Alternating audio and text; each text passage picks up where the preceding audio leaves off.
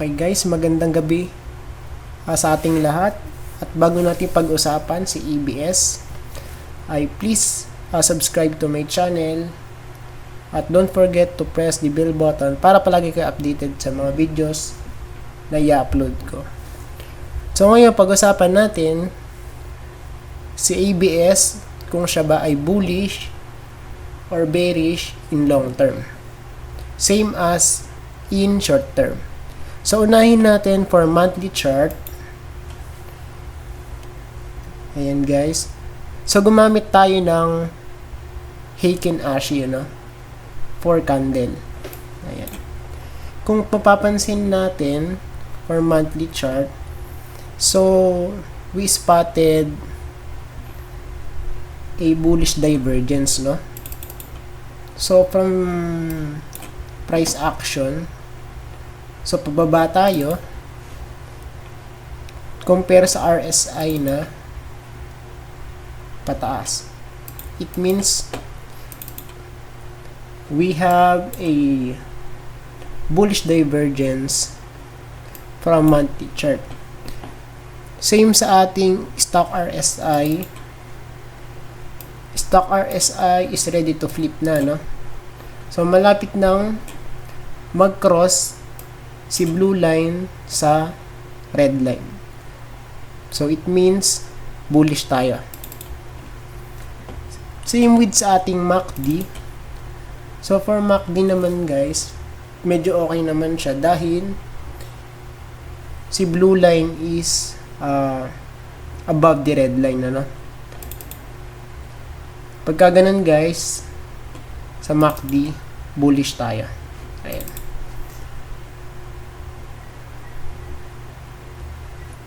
Though, so, compare naman sa volume, medyo hindi maganda guys, no? So, maybe, mag-wait muna tayo ng confirmation, Since malapit na yung franchise niya, expiration ng franchise ni ABS. So, doon pa lang siguro natin makikita kung magiging maganda ba yung news. Pagka maganda, ibig sabihin, bullish. Pero if not, so syempre maybe, mas ano pa to, mas bababa. Ayan. So, for weekly chart, let's see.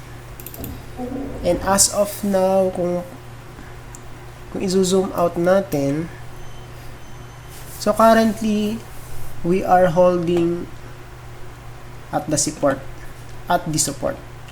Ayan. So, ito yung first support, second support, third support, and then, finally, fourth support. So, hopefully, pa-break na tong, ayan, yung channel natin na to, downtrend channel.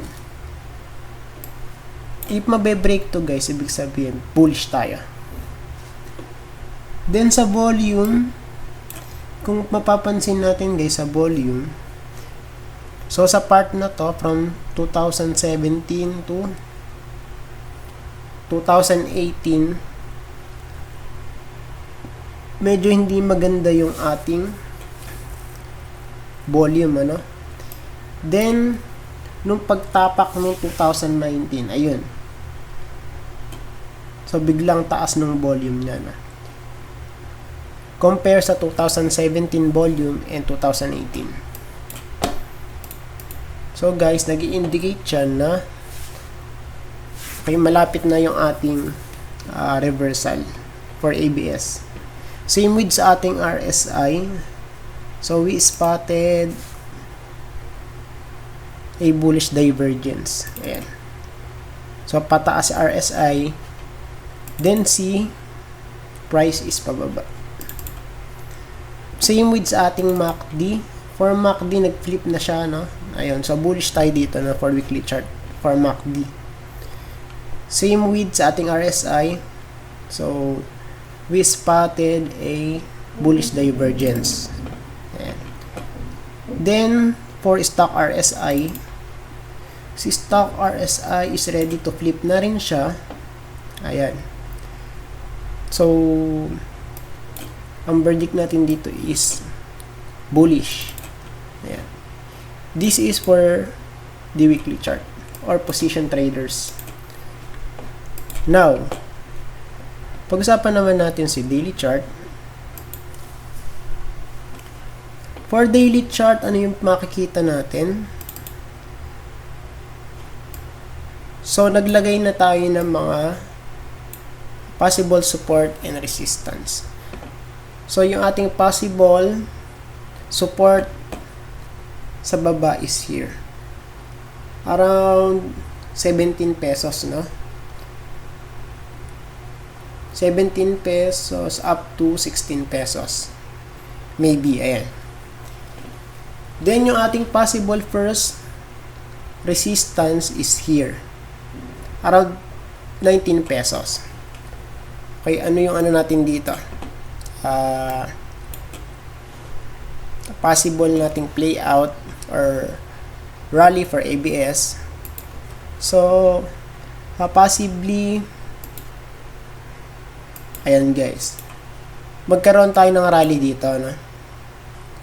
Sa ating diagonal resistance.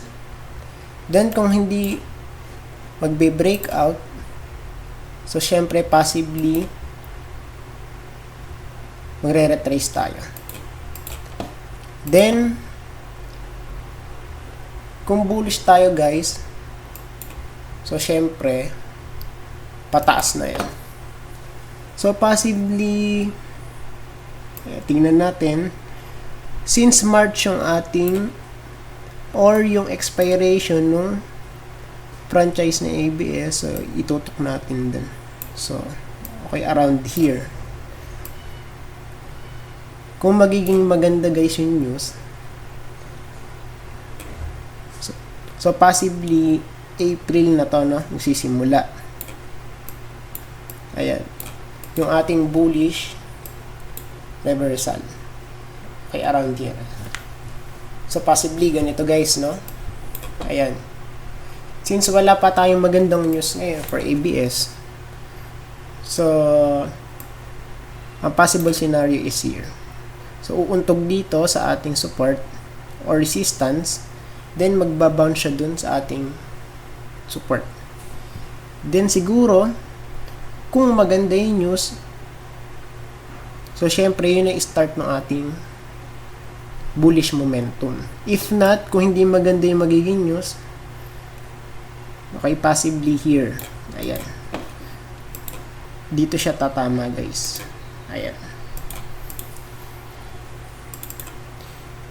Then, kung titignan natin, guys, for RSI, so, pataas siya.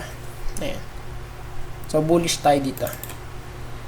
Stock RSI, pataas din. So, bullish din tayo dito. Then, yung ating MACD is, okay guys, ayan o, is ready to flip na rin, ano. Kaya bullish tayo dito. And, yung overall natin na verdict kay ABS is bullish, no? Pero tignan din natin yung kanyang 4-hour chart. For 4-hour chart, let's see.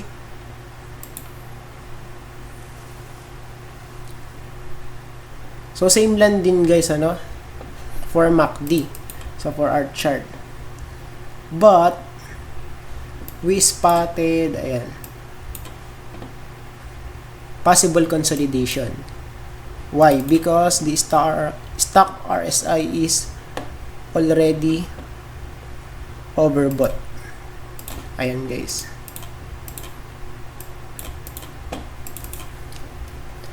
Then yung sa ano natin, sa price action natin, so nakakita na tayo ng red candle.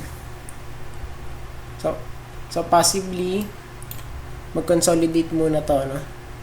Then it might hit this one. Ayan. yung ating possible resistance dito, yung diagonal. So, yun lang guys, at happy watching. See you sa next video.